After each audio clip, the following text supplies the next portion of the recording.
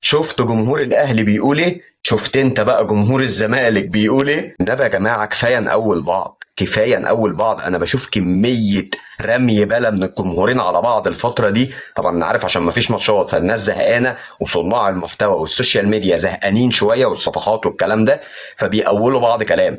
ده يقول لك شفت جمهور الزمالك بيقول واحد اتنين تلاته، وده يقول لك شفت جمهور الاهلي بيقول واحد اتنين تلاته. والنبي كفايه نقول بعض، كفايه نتبلى على بعض، كفايه نرمي بلانا على بعض. كل واحد يقول اللي يقوله لفرقته ولناديه.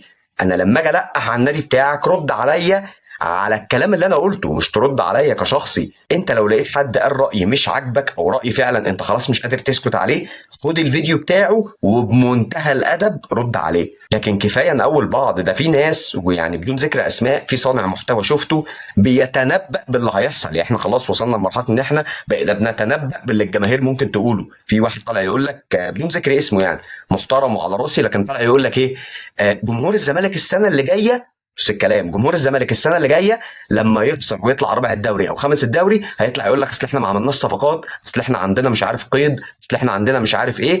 ويعني بلاش بقى الكلام ده يا زملكاويه، ده ما انت السنه اللي فاتت كان عندك نفس المشاكل وخدت الدوري، فبلاش حجج انت خلاص قولتنا كلام للسنه اللي جايه. هي وصلت للدرجات دي؟ يعني مش بنقول كلام بعض دلوقتي واللي المفروض ان احنا بنسمعه او بنتخيله، لا احنا وصلنا لمرحله ان احنا بنقول بعض في علم الغيب.